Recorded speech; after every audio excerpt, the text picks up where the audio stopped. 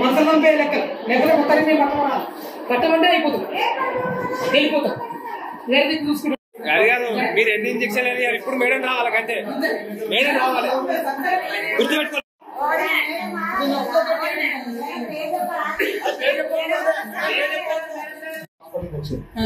Doctor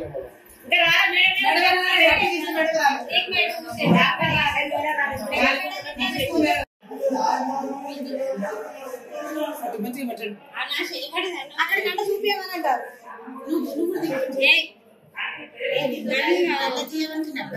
అంత అది కడుపులో పోయి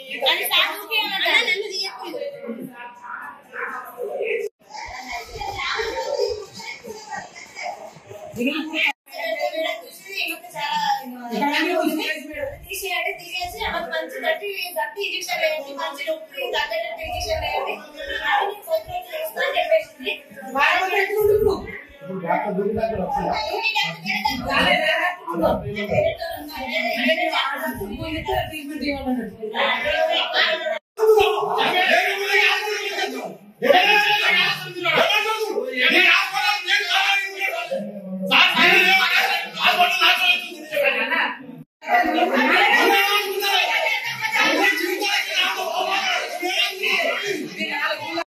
తన బ్రదర్ ని అయితే హాస్పిటల్ తీసుకొచ్చినాం. హాస్పిటల్ తీసుకొచ్చినాక ఇక్కడ నుంచి ఈ రూమ్ నుంచి ఒక సార్ వచ్చాడు. ఇటు రాగానే మేము ఏమన్నాం అంటే సార్ మా పేషెంట్ వచ్చింది చూడండి సార్ అంటే ఆయన చిన్న ఇట్లా ఇట్లా జోలకి వెళ్ళి ఇయర్ ఫోన్ తీసి బ్లూటూత్ తీసి చెప్పండి ఇప్పుడు అని అంటారు. అంటే ఆయనకు అంత నిర్లక్ష్యం. ఇప్పుడు ఆయన నిర్లక్ష్యం వల్లనే మా సిస్టర్ ఇట్లా ఉన్నది. అంటే వాళ్ళు ఇష్టం ఉన్నట్టు చెప్తే మేము ఊరుకోవాలి అంతేనా? అట్లా ఇప్పుడు ఆయన ఏంటిదంటే యాటిట్యూడ్ చూస్తాం సార్. బయటకు వచ్చి కూడా మేము సార్ మీరు జాబ్ అయితే బరాబర్ వేయండి లేకపోతే టైంపాస్కి అయితే ఇంట్లో కూర్చోండి సార్ అని మా వాడు అన్నాడు సార్. అన్నందుకైనా మంచిగా మాట్లాడాలని అంటాడు. అంటే మీరు పని బరాబర్ అయితే మేము మంచిగా మాట్లాడదాం, మీరు ట్రీట్మెంట్ బరాబర్ ఎత్తనే కదా సార్ మేము బరాబర్ మాట్లాడదాం. ఆయన బరాబర్ వేయాలి ఆయన మళ్ళీ మా వైపు సీరియస్ అవుతాడు. ఆయన అడగదట మళ్ళీ పెద్ద మేడ వస్తుందా లేదా ఆయన అడగదట. ఆయన మళ్ళీ మా వైపు సీరియస్ అవుతాను. ఆయన ఇక్కడికి అమ్మాయిని పెయిన్స్ వస్తాయి అని హాస్పిటల్ తీసుకుని వచ్చినాం. తీసుకుని వస్తే మేడం చూసింది. మేడం చూసినాక ఏమని చెప్పింది, ఈవినింగ్ వరకే 5-6 గంటల వరకు డెలివరీ అవుతుందమ్మా, నార్మల్ డెలివరీ అవుతుంది అని చెప్పేసింది. అంటే ఇంకో మేడంకి ఫోన్ చేద్దాం, పెద్ద మేడంకి మీటింగ్కి వెళ్ళిందంట. పెద్ద మేడం మీటింగ్కి వెళ్ళేసరికి మేడం వచ్చేసరికి మీరు లేట్ అవుతుంది మీరు వెళ్ళండి అని చెప్తే ఇక వేరే సార్ ఇట్లా వచ్చేసి డెలివరీ అయింది. చిన్న ఆపరేషన్ చేసినాక బేబీ బయటకు వచ్చేసింది. బేబీ బయటకు వచ్చేసినాక కుట్లేసి ఏం చేసిరు, ప్యాడ్ అనేది మన సిజేరియన్ ఆపరేషన్ చేసింది అంటే ప్యాడ్ పెట్టేసారు సార్. ప్యాడ్ పెట్టేసి ఆమెకు కుట్లేసి మర్చిపోయారు. ఇప్పటికీ 8 రోజులు, ఇవాటి రోజు డెలివరీ అయింది ఆమె.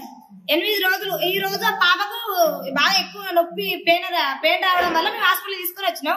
ఆ క్లాత్ అనేది బయటకు కనబడదు. ఆ మేడం ఇంత నిర్లక్ష్యం చేసారు సార్. మాకు ఆమె ప్రాణం పోతే అంత బాధాకరంగా ఉండే చెప్పండి మీరు. గవర్నమెంట్ హాస్పిటల్ సెల్లు చూసుకుంటా, మొబైల్ చూసుకుంటా, ట్రీట్మెంట్ చేసుకుంటా, అది ఎంతవరకు కరెక్ట్? మరి మీరు జాబులు చేయడానికి ఇస్తారు, మీకు జీతాలు ఎందుకు ఇస్తారు గవర్నమెంట్ హాస్పిటల్? అదన్నది మాకు తెలియదు సార్. ఇప్పుడు ఆమె ప్రాణం పోతుండే, ఎంత ఇబ్బంది అవుతుండే.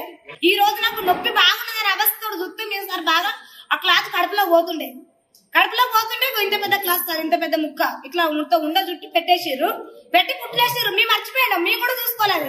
మా బేబీకి పాపకు కొంచెం మెడకు ఇట్లా పేగున్నదని సరికి మీరు అటు ఇటు తీసుకుపోండి మన సరికి మేము పిల్లలు హాస్పిటల్ తీసుకోదామని అటు ఇటు మేము తిరుగుతూనే ఉన్నాం. మాకు నొప్పి బాగా రావడం వల్ల మేము వీడికి వచ్చినాం సార్. వీడికి వచ్చిన దానికి ఆమెకు ప్రాణం మీదకి వచ్చేసరికి మేము వీడికి వచ్చినాం. గవర్నమెంట్ హాస్పిటల్ ప్రాణం పోతుంది, ప్రాణం పోచి బతికిస్తారు కదా, మేము వీడికి తీసుకొచ్చిన దానికి వాళ్ళు చేసిన శిక్ష మాకు ఇది. ఫోన్ చూసుకుంటే మాట్లాడడం వల్ల మాకు ఇంత నిర్లక్ష్యం జరిగింది సార్. ఇప్పుడు ఏమంటారంటే ట్రీట్మెంట్ చేస్తాం, మేడం రావాలి పొద్దుగాల. ఇప్పుడు ట్రీట్మెంట్ చేస్తాం, పొద్దున వరకు అయితే మేము మాట్లాడతాం, పెద్ద మేడం వస్తుందని చెప్తారు.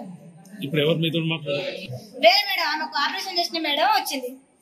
పొద్దుగాలు వస్తా నేను మాట్లాడతా అని చెప్పింది. ట్రీట్మెంట్ అయితే ఇంజక్షన్ ఇట్లా వేయండి మీరు అని మాట్లాడింది సార్. ఆమె సార్ ఆ క్లాత్ ఇట్లా పెట్టి ఆమె ట్రీట్మెంట్ ఆమె సిచ్యువేషన్ బట్టి మేము వాట్సాప్ పెట్టినాం మేడంకి. వాట్సాప్ పెడితే మేడం చూసి ఏమైనా ట్రీట్మెంట్ చేయండి మీరు, మేము పొద్దున వస్తామని చెప్పారు. అంటే ప్రాణం పోతుంటే కూడా మీరు పొద్దున వస్తారా సార్? ఇక్కడ మేడం మాకు ఆపరేషన్ చేసిన మేడం ప్రాణం పోతుంటే కూడా మేము ప్రాణం పోయే సిచ్యువేషన్ ఉన్నా కూడా మీరు అక్కడి ఉండి ఫోన్లో మాట్లాడుకుంటూ కూర్చుంటారా? ఇప్పుడు ఏ పెద్ద మేడం స్పందించలే, ఏ సార్ స్పందించలే. ఆమెకు మంచి ట్రీట్మెంట్ జరుగుతున్న మంచి లేకుంటే